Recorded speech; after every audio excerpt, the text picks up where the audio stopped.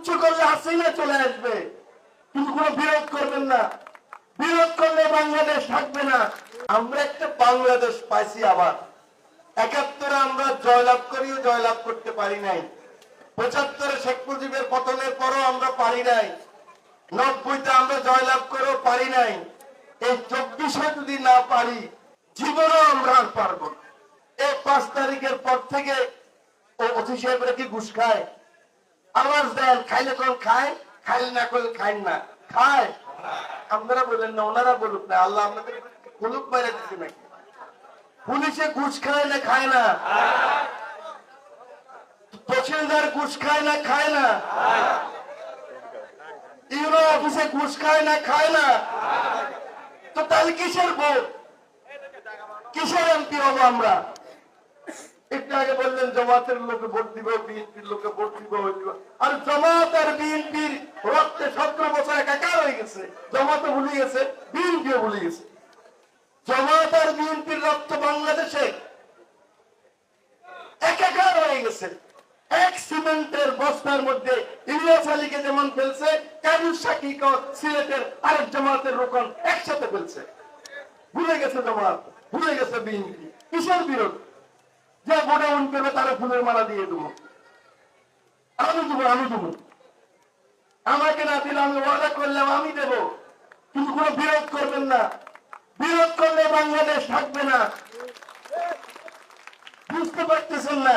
আপনি তুচ্ছ করে বলেন ছাত্রদের দল, তুচ্ছ করে বলেন জামাত, জামাত তুচ্ছ করে বলে বিএনপি। আর তুচ্ছ করলে হাসিনা চলে আসবে। ভালো বিরোধী দল না থাকলে মানুষ তো বিরোধী দল চাইবে নাকি? চাইবে না? আপনারা ঘুষ খাবেন, আপনারা মাস্তানি করবেন, আপনারা টেন্ডারবাজি করবেন। ইউরো সাহেব ঘুষ খাবে, অতি সাহেব ঘুষ খাবে, তহসিলদার সাহেব ঘুষ খাবে। মানুষ কি বসে দেখবে নাকি? মানুষ তো তার প্রতিবাদ করবে। তো প্রতিবাদ করলে বিরোধী দল লাগবে না? তো সেই বিরোধী দল যদি বিএনপি না হয়, সেই বিরোধী দল যদি জামাত না হয়, সেই বিরোধী দল যদি ছাত্রদের কেউ না হয়, আপনারা যদি বাই বাই খেলা খেলেন, হাসিনার মতো জাতীয় বাড়ির মতো বাই বাই খেলা খেলেন, তাহলে তো মানুষ তো সেই বিরোধী দল বুঝবে আমি আর তুমি, আমি আর জানি, আমি আর অমুক।